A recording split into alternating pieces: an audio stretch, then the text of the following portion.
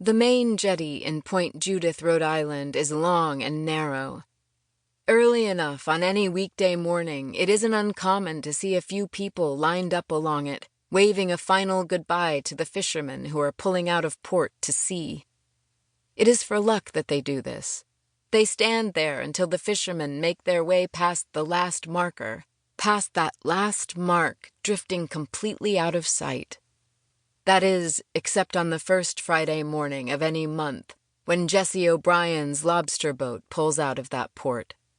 Then his girlfriend, Betsy, stands there waving for only a minute before running away herself.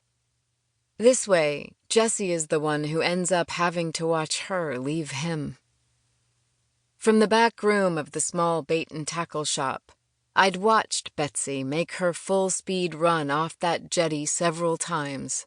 It was one of the few perks of working there, the view of the jetty, and the larger-than-life fishing boats, the pale blue ocean lumbering out farther than I knew how to see.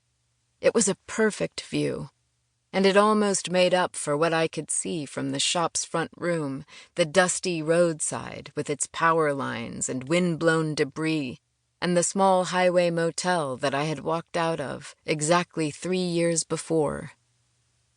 The truth is that after my dramatic exit from the motel room, I didn't slink far.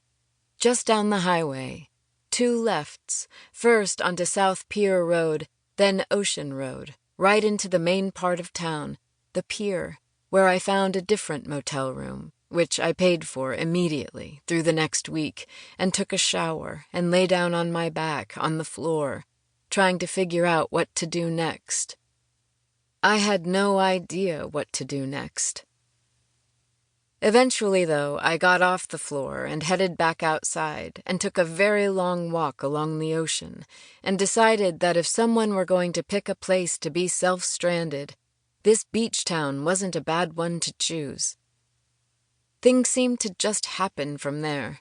Within the first few days, I found a house-sitting gig in a guest house up on Boston Neck Road, the main road that ran straight into town, along the pier, all the way up to the university. It wasn't quite an oceanside house, but close to being an oceanside house. And in exchange for light housework, I had free reign with the mostly unfurnished 3,000-square-foot guest house, a place I rarely left with the exception of weekday mornings, when I'd drive down to the other end of Narragansett, where I became the assistant manager, aka only employee, at the tackle shop. This was not the famous tackle shop, the one connected to the equally famous seafood restaurant and frequented by tourists and party fishers and summer people who owned boats with names like So Effin' Happy. It was the other one, the one on the far end of the docks, the raggedy one, nestled in right by the water tower. Today, I was hanging there long after my shift ended, just circling the back room, long after Betsy came and disappeared. It seemed better than the alternative, which I was forced to remember every time my eyes fixed on my boss's Portia of the Month calendar hanging on the wall. I had circled today's date in bright red marker, July 4th, Independence Day. In the for square, I had written NY in small, small letters.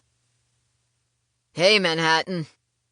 I turned toward the back room's doorway, leading storefront, to see Bobby, the shop's owner, with 2 steel fishing rods in one hand, a bucket of dum-dum lollipops in the other.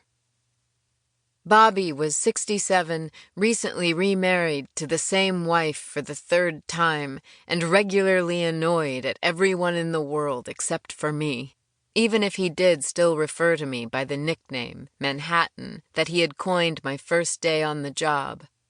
He was always especially angry at the shop's few loyal customers, whom he blamed for keeping him from the retirement he'd been talking about since before his wife came back to him for round 2.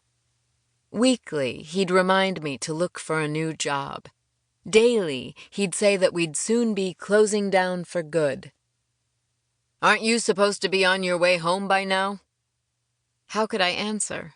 I was. I really was. "I'm just bracing myself," I said. He gave me a look, which I ignored. What I was bracing myself for was this. My brother Josh was getting married. I needed to start driving toward suburban New York, toward my childhood home, for his wedding. But I just couldn't bear the endless questions that I knew would come my way as soon as I walked into wedding weekend territory. "What's your personal life like? When are you getting married? What's your plan after leaving Rhode Island? And what again are you still doing there?" "Would you mind bracing yourself out front then?" he asked. "We've got overflow." Overflow, for us, was more than 2 customers. A quick peek out front revealed we had 3. This included a young waitress from the fancy seafood restaurant/tackle shop who liked to come over to us during her breaks. I wasn't quite sure why. In 3 years, I'd never seen her buy anything, not even a dum-dum. Who was I to judge? From the beginning, no one back home understood all the time I was spending in this tackle shop, or my decision to stay in Rhode Island at all, for that matter. So I came up with a legitimate reason for sticking around.